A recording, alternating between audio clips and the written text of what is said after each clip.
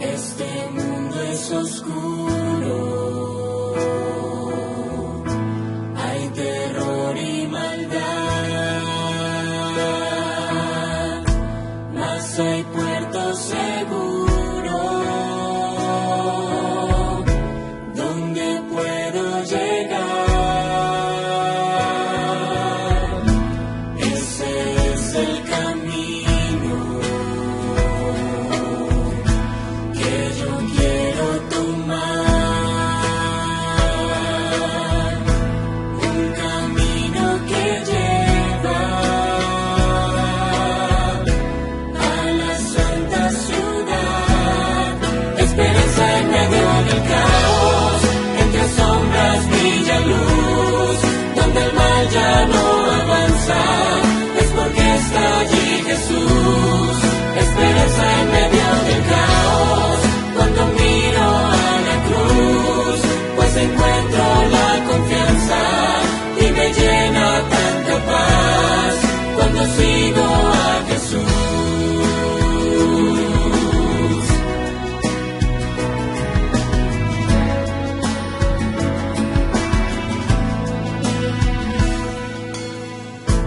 Hay personas sufriendo, lloran con decepción, pero hay para ellas un futuro mejor. Hacia allá va un camino que se puede tomar. Es Jesús quien regala vida y gloria eterna. Esperanza en medio del caos, entre sombras brilla luz, donde el mal ya no avanza, es porque está allí Jesús. Esperanza en medio del caos, cuando miro a la cruz, pues encuentro la confianza y me llena tanta paz. Esperanza en medio del caos, entre sombras brilla luz, donde el mal ya no avanza, es porque está allí Jesús.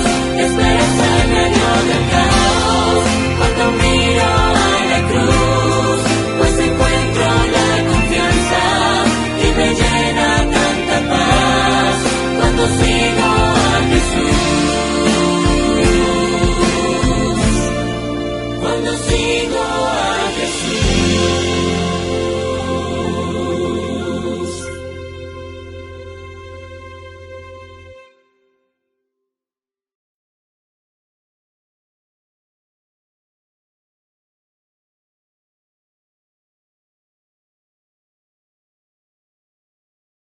Bienvenido a una transmisión más de Elegidos para Vencer. Dios te ha elegido para ser victorioso, tener victorias verdaderas, genuinas, que no se olviden, ni trofeos que se oxiden, sino una victoria que trascienda para la eternidad. Hemos estado contando la historia de un milagro, porque a fin de cuentas, tarde o temprano, todos necesitamos uno. Quizá en este mismo momento tú lo estás requiriendo. ¿Me acompañas a orar? Señor, gracias por estar conectados una vez más. Levanta a Jesucristo entre nosotros. Permite que podamos concentrarnos y que el mensaje que tienes para cada quien llegue con poder y cumpla lo que tú has querido hacer en nuestras vidas. Es nuestra oración en el poderoso nombre de Jesucristo. Amén. Durante cada día también hemos estado narrando algunos detalles de la vida de Harumi. Una vida que representa muchas vidas. Una pequeña que nació y apenas al mes de nacida se quedó sin su papá. Se separaron sus padres. No lograron entenderse. Historia que se repite y se repite todos los días. Probablemente tú sabes muy bien de lo que estoy hablando. No es que los padres sean malos, no. Sencillamente las situaciones se presentan y punto. Ahora bien, algo muy importante que quiero destacar es que la mamá de Haru hizo un trabajo extraordinario. Los primeros años trató de compensar la ausencia del papá, como hemos venido diciendo. A los 8 años nació su tercera hermana. El problema no es la hermana, el problema es que ahora son muchos y el recurso es poco. La mamá de Haru se ve obligada a trabajar y trabajar y trabajar, dejando a las niñas en custodia de un familiar cercano. Estoy seguro que sin querer, esta persona, tratando de cuidar y aliviar, hizo daño. A veces los seres humanos dañamos sin querer queriendo. Violencia, maltrato, dolor, es lo que estaba en el corazón tierno de Harumi, tratando de aguantar y entender por qué las cosas eran tan negras. Finalmente se cansó y rompió el silencio. Buscó a su papá y le contó la cantidad de abusos que estaban viviendo. El papá inició toda una batalla campal y ganó la patria potestad de Haru y de su hermana mayor. Ahora parecía que todo sería color de rosa, la oportunidad de comenzar una nueva vida. ¿Pero qué pasó?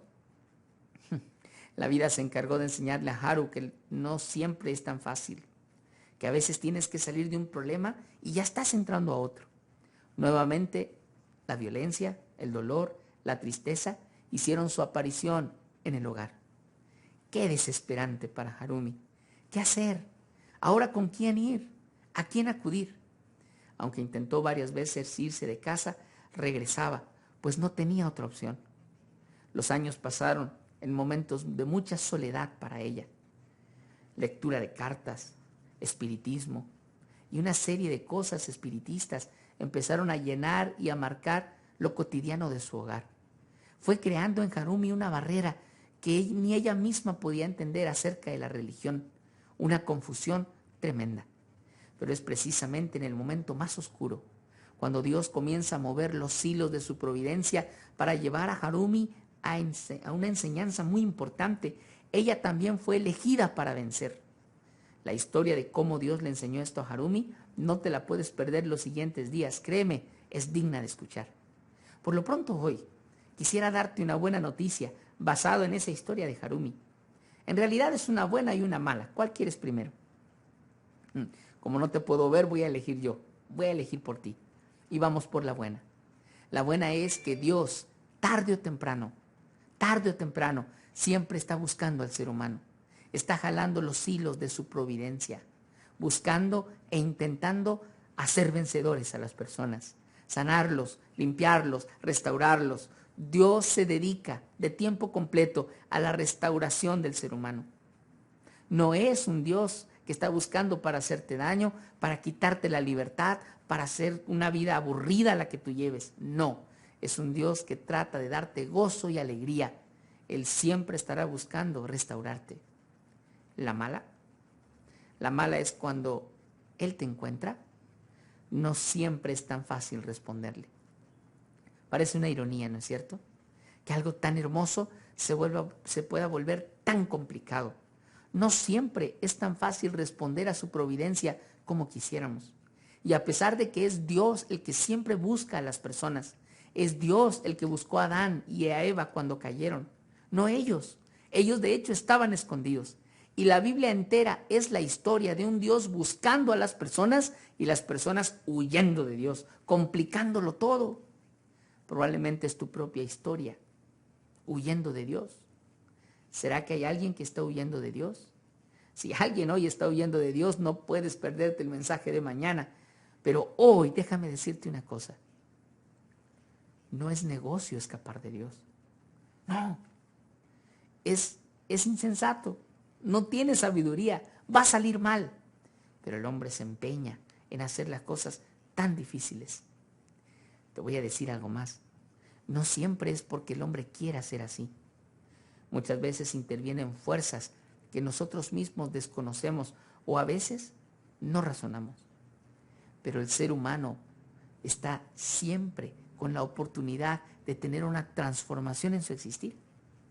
Quiero invitarte a estudiar un pasaje que nos va a enseñar de manera muy gráfica y hasta un tanto dramática en el buen sentido, cómo es que Dios siempre está buscando a las personas, pero también nos va a aleccionar acerca de las luchas tan grandes que a veces hay que enfrentar para responderle a su llamado. En el Evangelio de Lucas, capítulo 4, versos 31 en adelante, Hay una escena en la vida y en el ministerio de Jesucristo que nos va a ayudar, como dije, a entender esta lucha tan grande cuando Dios busca al ser humano para hacerlo un vencedor. Acompáñame a leer, por favor. Después, Jesús fue a Capernaum, un pueblo de Galilea, y enseñaba a la gente en el día de descanso. Ellos se admiraban de sus enseñanzas porque su mensaje tenía autoridad. En la sinagoga había un hombre que tenía un espíritu maligno, quien gritó con gran fuerza: «Oye, ¿qué quieres con nosotros, Jesús de Nazaret? ¿Has venido a destruirnos? Yo sé quién eres tú, eres el Santo de Dios». Pero Jesús reprendió al espíritu maligno y le dijo: «Cállate, sal de él». Entonces, delante de todos, el demonio tiró al hombre al suelo y después salió sin hacerle ningún daño. Todos se quedaron atónitos y decían unos a otros: ¿qué clase de enseñanza es esta? Jesús ordena con autoridad y poder a los espíritus malignos que salgan, y ellos salen. Entonces la fama de Jesús se extendió por toda la región. Este es un pasaje bastante intenso. Jesús está predicando en una sinagoga. Está en un momento donde todos están admirando el mensaje, el mejor momento del sermón. Y de pronto, una interrupción inesperada. Pero no solo inesperada, sino tenebrosa. Un hombre endemoniado, con un espíritu, empieza a dar de gritos y gritos, poniendo a todos con los pelos de punta. Ahora bien, hay 3 detalles importantes que necesitamos analizar para entender qué es lo que Dios está tratando de decirnos hoy. Por favor, sígueme y no te distraigas. Ojo, pestaña y ceja y mucha oreja. El primer elemento a resaltar es que esta historia se desarrolla dentro de una sinagoga, dentro del templo mismo. Si usted recuerda o ha leído o has visto, querido amigo, Jesús se encontró con varios endemoniados en los cementerios, en la calle, en los lugares oscuros y tenebrosos, vagando por las ciudades en los barrios más bajos. Pero en el templo, un endemoniado allí es una lección bastante profunda. Y lo que está implicando, así, en primera instancia, es que no hay lugar seguro sin Dios. No hay lugar seguro sin Dios. No es asistir a un templo lo que nos garantiza seguridad espiritual. No es traer la Biblia bajo el brazo. No, ni siquiera estar escuchando música con letra cristiana o con mensajes bíblicos. No hay un lugar seguro donde estemos a salvo sin Dios. Aún en el mismo templo pueden existir tragedias completamente espeluznantes. Personas que están controladas por voluntades ajenas, aún en los mismos centros religiosos. ¿Te das cuenta? ¿Cuánto necesitamos a Jesús en la vida? Demasiado. Jesús no es una teoría, es verdad. Probablemente le estoy hablando a alguien que es muy religioso en apariencia, por fuera, pero en el fondo de tu corazón ni siquiera sabes quién es Cristo. Hablas del amor, hablas del perdón, hablas de ser un buen cristiano, de ser un joven ejemplar, pero en el fondo de tu corazón te sientes completamente oprimido, hipócrita. Ya no confías ni en ti mismo.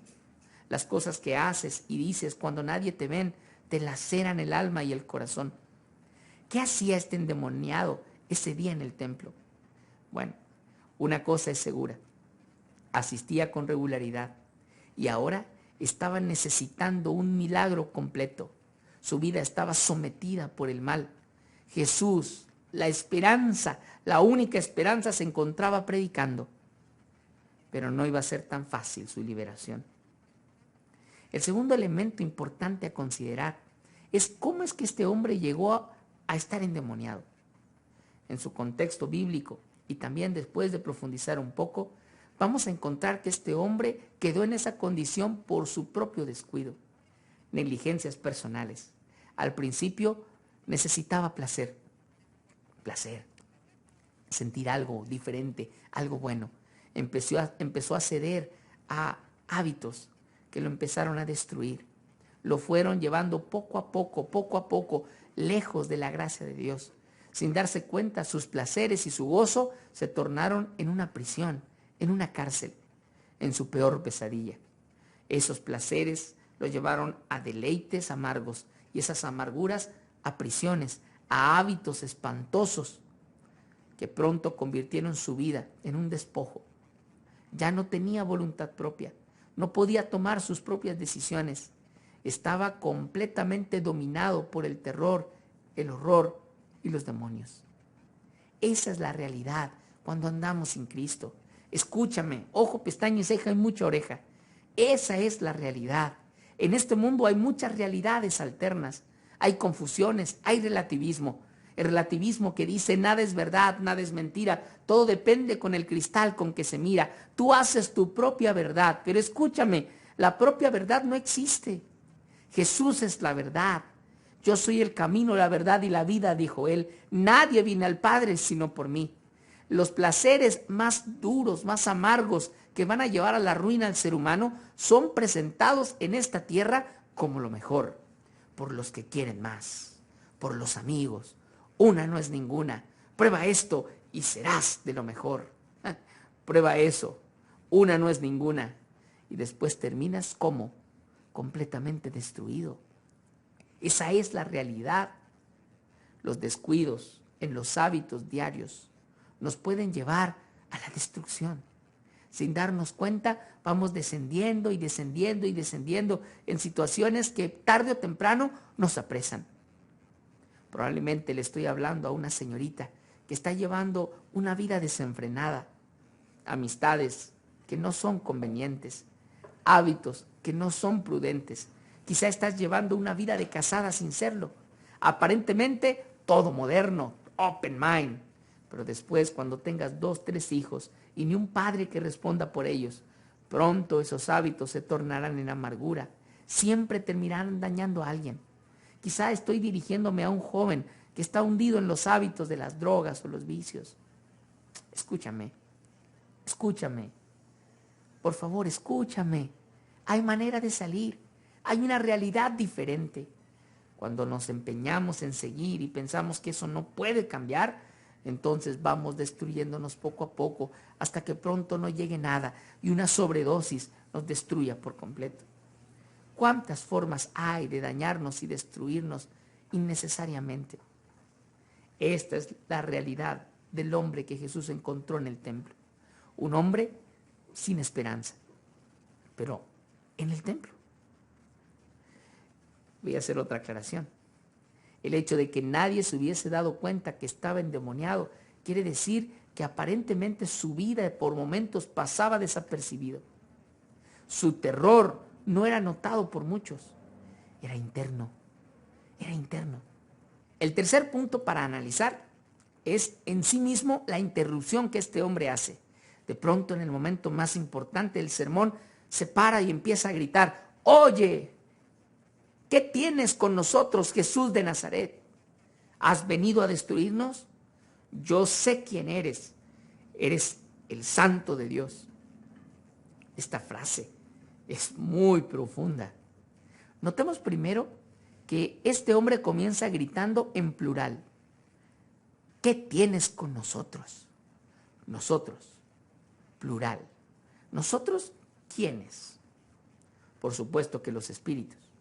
Bien podría estarse refiriendo a que este hombre tenía más de un espíritu, cosa que en la Biblia no sería raro.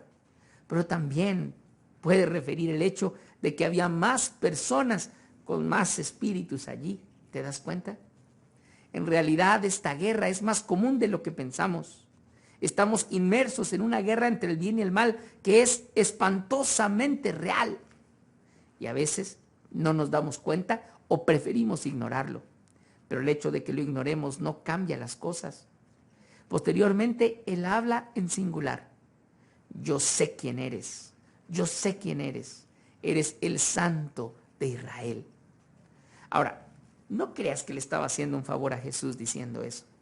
De hecho, los discípulos era lo que habían estado tratando de hacer todo el tiempo.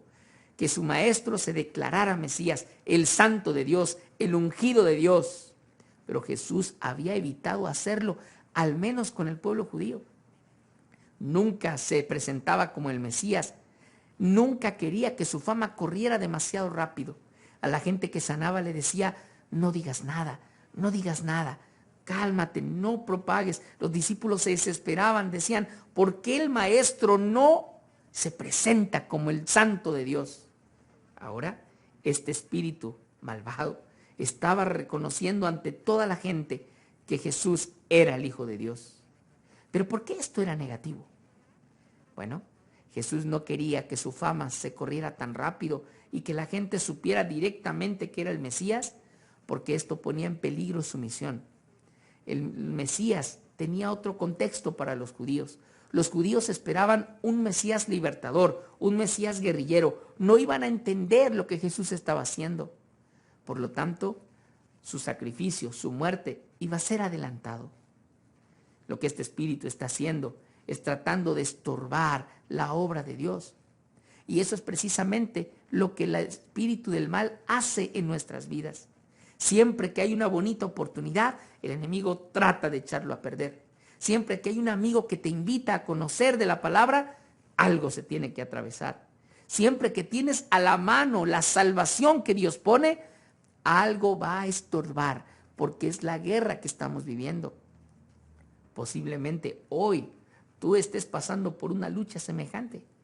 Recuerdo en un lugar muy lejos de aquí, cerca de allá que jamás conocerás, estaba tratando de animar a dos esposos que se habían separado. La historia era bastante curiosa. Ellos, una vez divorciados, agarraron su camino cada quien. Había un niñito de por medio, un niñito al que amaban mucho, por supuesto, pero sus diferencias impedían estar juntos. Cada quien por su cuenta tuvo sus propios traumas, sus propias tristezas, hasta que cada quien por su cuenta conocieron del Evangelio. Fueron invitados a una iglesia donde se les estaría predicando la palabra. ¿Pero qué crees? Era la misma iglesia. Y un día llegaron al mismo edificio, se miraron. ¿Y qué haces aquí? Lo mismo pregunto yo. Se dieron cuenta que ambos estaban siendo llamados por Dios. Cuando me tocó conocerlos, tuve esa preciosa oportunidad. Estaban en un momento maravilloso, tratando de interpretar qué significaba haber vagado cada quien por su cuenta y encontrarse justamente en la misma iglesia. Por supuesto que era claro que Dios quería hacer algo, así que al ver su ánimo y su optimismo, tratamos de aprovecharlo. Hicimos una cita junto con el pastor de esa iglesia para hablar con ellos y animarlos a la reconciliación. Todo estaba listo. La cita era al día siguiente a las 5 de la tarde, pero ella no llegó. No llegó. El muchacho estaba desencajado. Nos miraba como diciendo, pastor, ¿por qué me defraudó? Más tarde supimos que en realidad no es que no haya querido llegar. Nos contó textualmente que se estaba preparando ilusionada para llegar a la cita donde posiblemente se reconciliaría con el amor de su vida y padre de su hijo. Antes de llegar a la cita decidió pasar al supermercado con su niño. Y mientras estaban en los pasillos, el pequeño empezó a convulsionar. La temperatura le subió de repente, se puso mal. Ella llamó a emergencias, la gente se asustó y pronto en lugar de la cita terminó en el hospital. Cuando nos enteramos, acudimos a verlo. Yo estuve presente en la sala donde el niño estaba internado. Me tocó escuchar con mis propios oídos cuando la doctora le dijo a la mamá, es que no tiene nada. No le encontramos nada. Ya lo revisamos, ya vimos su expediente, su historial, no tiene nada. Puede llevárselo. Le recetó un medicamento de control y prevención y era todo. Yo no dije nada en el momento, pero pude contemplar una escena bastante pintoresca y dramática. Un pequeño que de la nada convulsiona, impide que su madre llegue a la cita que les puede cambiar la vida para siempre. Casualidad, llámalo como quieras, pero la Biblia está diciendo que hay una lucha tremenda entre el bien y el mal. Quizá te estoy hablando a ti, que para seguir la transmisión de esta semana estás teniendo muchos contratiempos, muchos problemas, que te han invitado a estudiar la Biblia, pero cuando vas a estudiar la Biblia, más problemas te ocurren. Escúchame, no debes desanimarte, es cuando más debes insistir, porque tu salvación está más cerca de lo que piensas. Un elemento más para analizar en esta interrupción es el mensaje. Este hombre se levanta y grita. ¿Pero por qué? ¿Por qué? Nota, Jesús está predicando. Él no ha dicho en ningún momento que él estaba endemoniado. No lo ha puesto en evidencia. No se ha dirigido al hombre. Jesús no está atacando a los espíritus. Él solamente está predicando. Entonces, ¿por qué el espíritu se defiende? ¿Por qué se levanta a hablar? ¿Sabes por qué? Porque mientras Jesús hablaba, este hombre alcanzó a percibir dentro de su oscuridad que su salvación estaba cerca. Pudo ver en Jesús a aquel que podía devolverle la sanidad completa. Y resolvió en lo íntimo de su corazón, de su mente, entregarle la vida. Este hombre quería levantarse y gritar: Jesús, sálvame, sálvame. Él quería gritar eso, pero no pudo. En el momento cuando él se dispuso a pedir que Jesús lo liberara, el Espíritu tomó control de su voluntad. Profirió las palabras que quiso decir y la súplica de este hombre fue ahogada. Ah, querido amigo, querido joven y señorita, qué real y triste es esto. Muchas veces la negativa de los jóvenes de acercarse a Dios es involuntaria, pero no lo saben. En el fondo desean paz, en el fondo desean restauración, en el fondo no desean vivir angustiados, ni en ruina, ni en tristeza. Todos necesitamos la salvación de Dios, todos, grandes y pequeños. Pero muchas veces nos mostramos diferentes, porque nuestra voluntad está tomada. No podemos decir lo que realmente queremos y mostramos una cara que realmente no somos.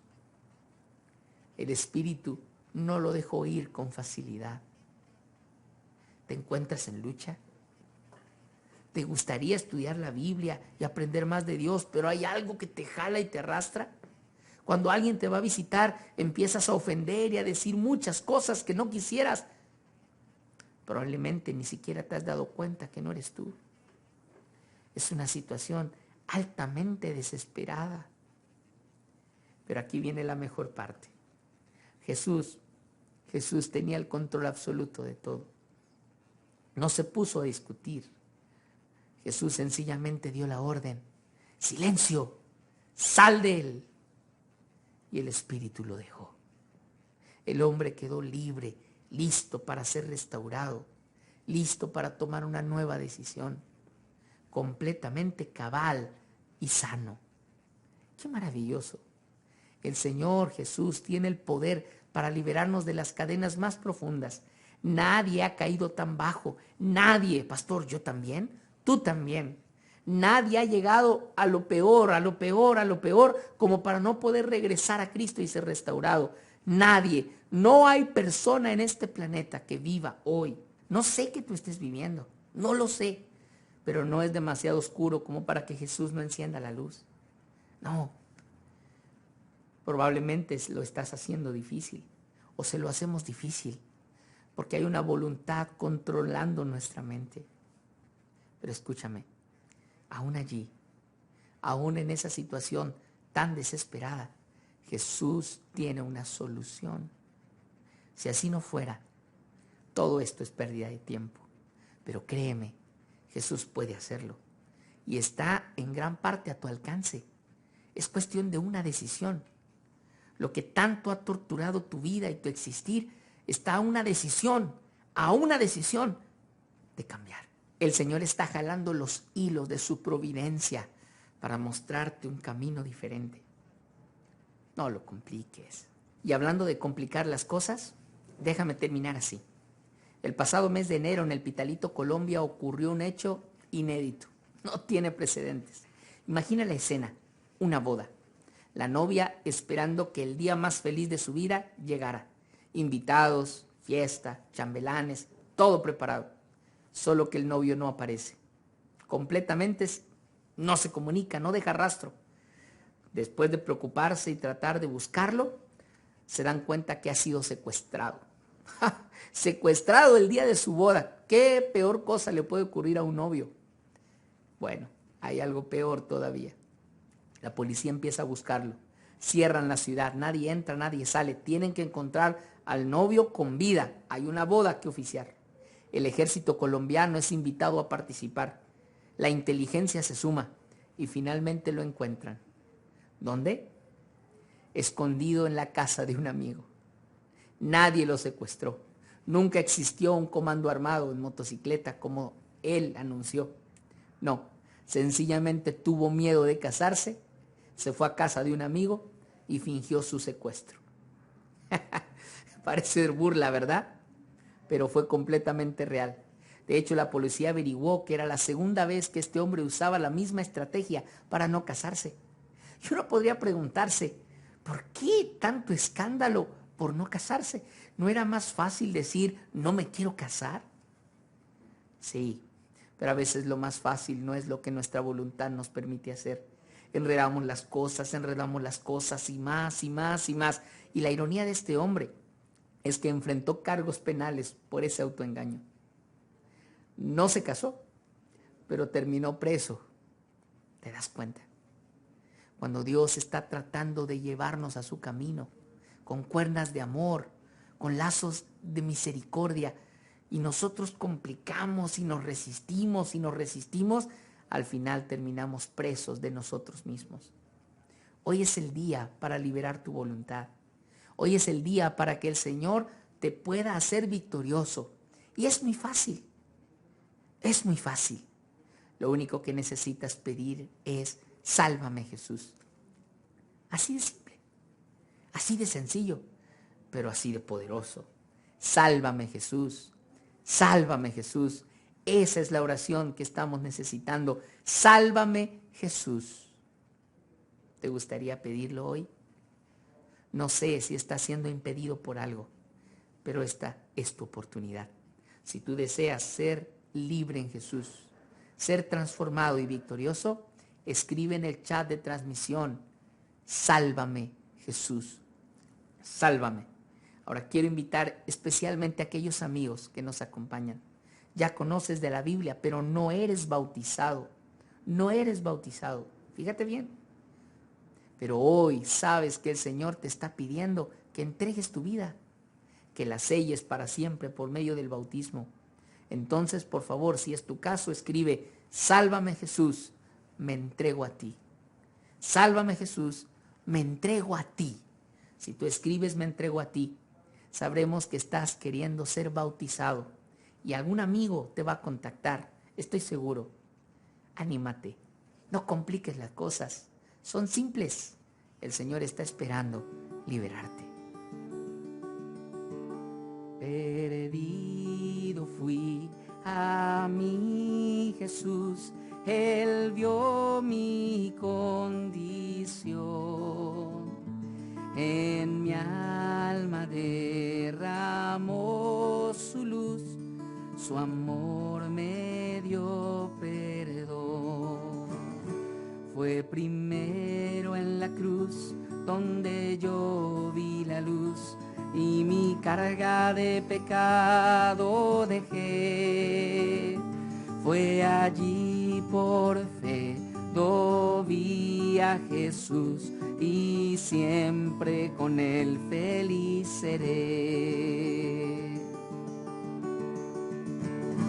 En cruz cruel mi Salvador su sangre derramó por este pobre pecador, el cual aquí soy yo. Fue primero en la cruz donde yo vi la luz y mi carga de pecado dejé. Fue allí por fe yo vi a Jesús y siempre con Él feliz seré.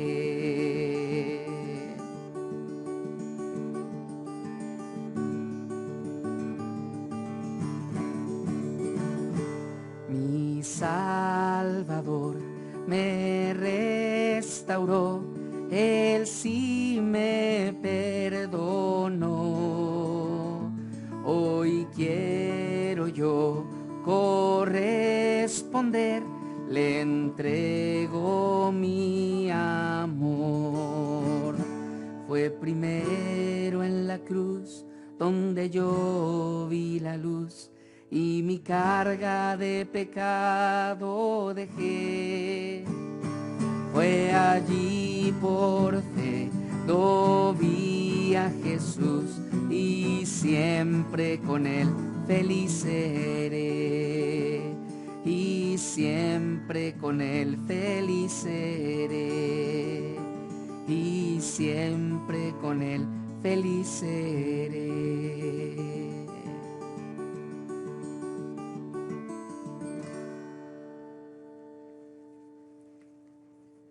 El Evangelio tiene una línea muy fácil de seguir y a veces muy difícil de aceptar.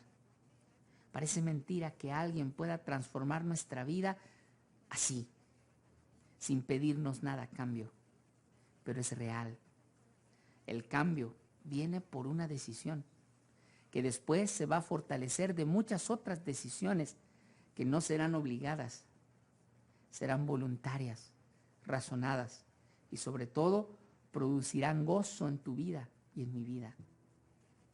Hoy le estoy hablando a aquellas personas que como ese hombre en Capernaum sufren, atadas, amarradas, jóvenes que están en momentos de veras amargos y cruciales en su vida. Ni siquiera te has dado cuenta. Incluso quizá ya asistes a un templo, pero estás sometido de tu voluntad. Escúchame. El mismo Señor Jesucristo que estuvo ese día en Capernaum está presente en esta transmisión. Está contigo allí. Está listo para liberarte. Por favor, no lo compliques. No te escondas. Dile que sí. Sálvame, Jesús. Me rindo a ti. ¿Estás listo? Déjame orar por ti. Querido Padre, por favor permite que el Evangelio pueda ser con simpleza aceptado en nuestra vida. Es una invitación en la cual podemos complicar la respuesta, pero no permitas que eso ocurra. Déjanos responder a tu llamado y a la invitación con gozo y alegría para gloria tuya. En el nombre de Jesús. Amén. Que el Señor bendiga tu vida y tus decisiones. Estamos orando por todos los que están escribiendo y aún por los que se están comunicando con nosotros. Hay un buen plan porque recuerda, eres elegido para ser victorioso. Hasta pronto.